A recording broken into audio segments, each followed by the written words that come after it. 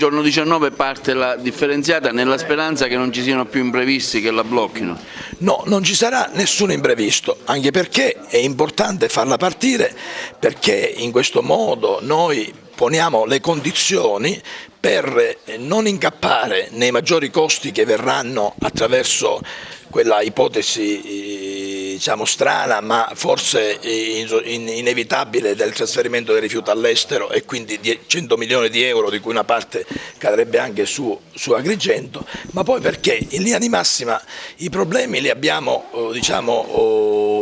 superati. Ci saranno sicuramente delle disfunzioni, delle piccole problematiche che in corso d'opera cercheremo di correggere e di sistemare. Un po' di pazienza per quanto riguarda l'utenza, la collaborazione fattiva, perché è fondamentale per riuscire a definitivamente essere una città che pratica in tutta la sua totalità del territorio la differenziata. Abbiamo risolto, grazie anche alla collaborazione attiva dei tecnici e del dirigente, grandi problemi che erano sostanzialmente il presupposto per poter fare questo lavoro. I centri di raccolta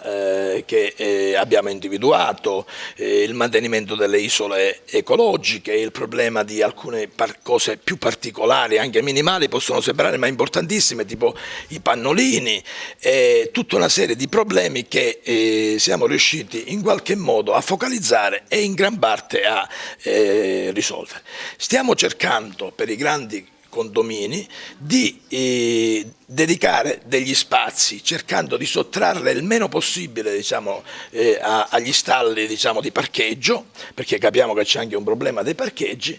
in modo tale che per quei palazzi che non hanno spazi propri o utilizzabili, bene o male hanno un punto di riferimento, in gran parte laddove ci sono già i cassonetti, oppure dove non ci sono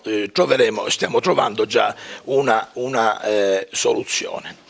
Si parte giorno 19, però giorno 18 sera si deposita, domenica si deposita il primo mastello, soprattutto il mastello dell'umido, perché andrebbe abbinato col mastello della carta e del cartone, però questi sostanzialmente possono anche essere utilizzati con lassi di tempo anche più lunghi, perché a secondo la produzione si riempiono dopo 3, 4, 5 giorni. Altre problematiche che in qualche modo stiamo affrontando riguarderanno, nella fase subito dopo l'avvio della differenziata, la scerbatura, la pulizia della città, che cercheremo di razionalizzare al massimo con le risorse anche esigue che ci sono, ma cercheremo di razionalizzare al massimo.